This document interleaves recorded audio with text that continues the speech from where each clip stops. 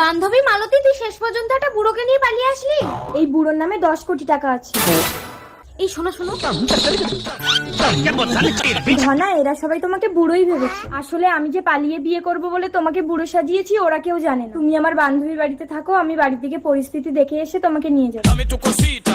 সম্পদ, তোমাকে বুড়ো সাজিয়ে আমার বান্ধবীর বুড়োর সাথে পাল্টে নেবো। তুমি পরপুরুষের ঘর করবে? আরে তুমি টেনশন করছো কেন? বুড়ো বেশি দিন লাস্টিং করবে না। বুড়ো মরে গেলে 10 কোটি আমার, তখন তুমি চলে আসবে।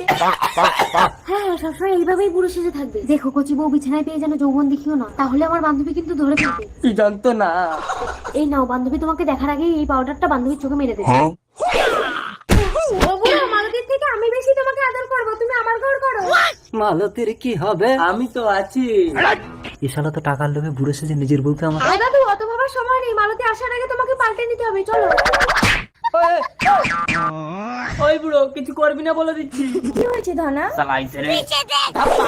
ওরে বাবারে, আমি তো চোখে কিছু দেখতে পাচ্ছি না। তোমাকে তো কচি কচি দেখাচ্ছে কেন? আমার উপরটা বুড়ো হলেও ভেতরটা তো কচি। হ্যাঁ হ্যাঁ, জানি জানি, চলো বাড়িতে মা মেনে নিয়ে আসবে। মা, এই মাকে প্রণাম করো, প্রণাম করো। থাক বাবা, জামাই নিচু হলে তোমার কোমরে লাগবে। এ বুড়ো তবু ঠিক আছে, এ বুড়োর নামে 10 কোটি টাকা আছে। এ বুড়ো ফটকে গেলে তুই আরেকটা ধরে নিতে পারবি। আর ওই ভিখারি ছেলেটা ধনা নাকি, ওকে বিয়ে করলে আমি মানতাম না। এই চলে এসো, আজ আমাদের ফুলসজ্জা। সে বয়স কি আর আছে? থাক থাক, ঘরের ভিতরে আর বুড়ো সাজতে হবে না। এবার আসল রূপ ধরে খাটে উঠে এসো। আসল রূপ মানে? আরে ধনা, তোমাকে মা মেনে নেবে না বলে তোমাকে আমি বুড়ো সাজিয়েছি। হ্যাঁ, ধনা বুড়ো না, তার মানে তো আমার বউয়ের ব্যবস্থা করে দিয়েছে। ধনা, যে ভয়টা পাচ্ছিলাম সেটাই তো হলো। তুমি বাবা হতে চলেছো সম্পদ। আমি না, ওই শালা ভিখারি ধনাই সর্বনাশটা করেছে। অবশ্য তার কি দোষ? তোমারই তো বেশি লোক। আমি সব জানি, গরিব ধনাকে মালতীর মা মেনে নেবে না বলে বুড়ো সাথে 10 কোটি টাকার গল্প দিয়েছে। মালতী, ধনা, তাই আমি মালতীকে ছুঁয়ে প্রতিজ্ঞা করেছি, মালতীকে ছাড়া এই জীবনে আমি কাউকে স্পর্শ করবো না। আমাকে ভুল বুঝো না সম্পদ। দূর পাগলি, আমি তো গেছি মাত্র 2 ঘন্টা। 2 ঘন্টায় কেউ মা হয়? অন্ধকে দুটো ভিক্ষা দাও। দাঁড়া চৈতালি, লোকটা মনে হয় অন্ধের সাথে ভিক্ষা করছে। দেখ দেখ, লোকটা কিভাবে দেখছে। আমাদের স্বামীরা এখন বাড়ি নেই, তুমি যাও।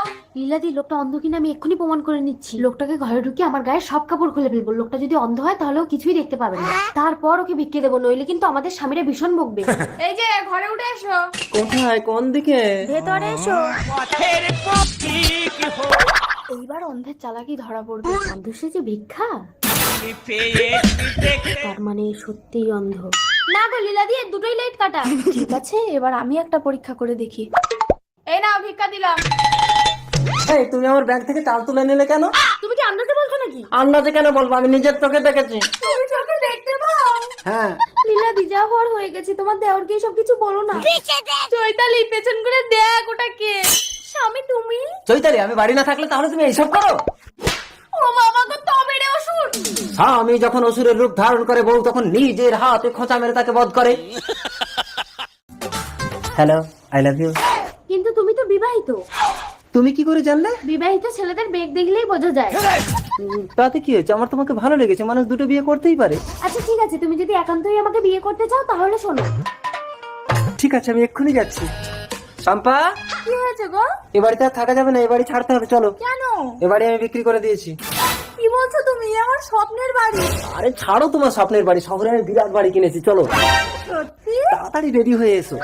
আমি রেডি। রেডি? চলো চলো চলো। সবার করো। হ্যাঁ গো, আমরা কি রেলগাড়ি চেপে শহরে যাব? হ্যাঁ, তুমি এখানে বসো, আমি একটা বড় রেলগাড়ি ভাড়া করে নিয়ে আসছি। এই নাও, তোমার কথা মতো বউকে তাড়িয়ে ঘর বিক্রি করে টাকা এনেছি। গুড। এই টাকাটা কোনো তো? ডার্লিং, কে এটা? এ আমার স্বামী।